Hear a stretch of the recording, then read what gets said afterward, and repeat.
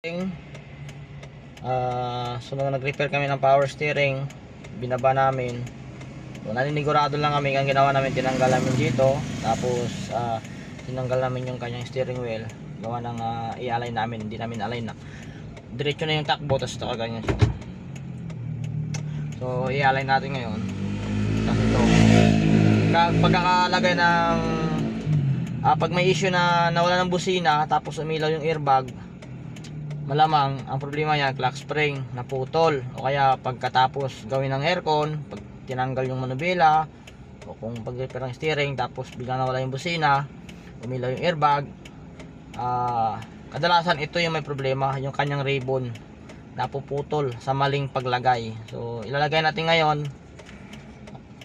So ganito lang paglagay. Itong laging may wire sa baba to, yung may wire laging nasa baba ito, na ganyan position ito.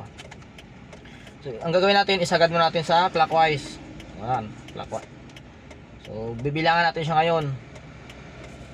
1, 2, 3, 4, 5, 6. So, 6, pang-anim. So, pang-anim dito siya.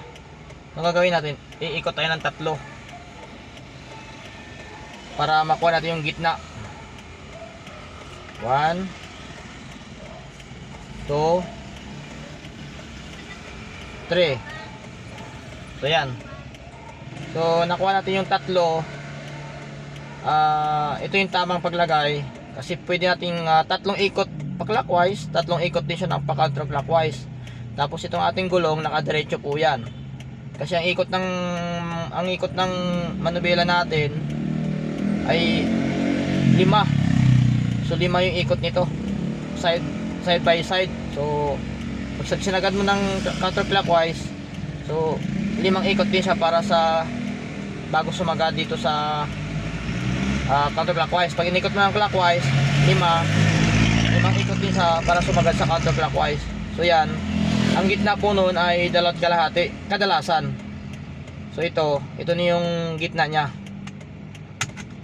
So, nakaklip lang naman ito.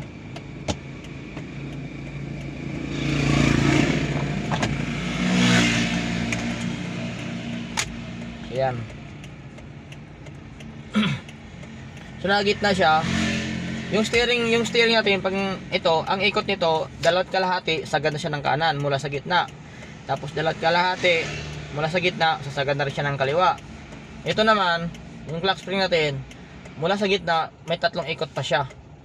Tapos may 3 ikot din siya ng pakabila. So hindi mapupersa yung kanyang ribbon.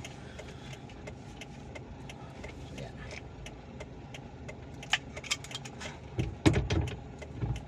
So, kunin natin yung kanyang center, kasi ito na yung pinaka mahirap, kasi pag doon tayo mag-align sa racking pinion, medyo nahirapan kami doon.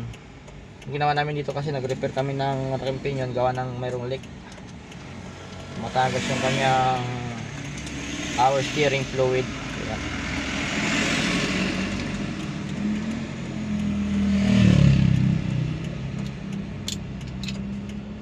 So yung wire nito nasa taas, tapos yung wire naman niya nasa papunta sa nasa baba naman siya, nakapababa.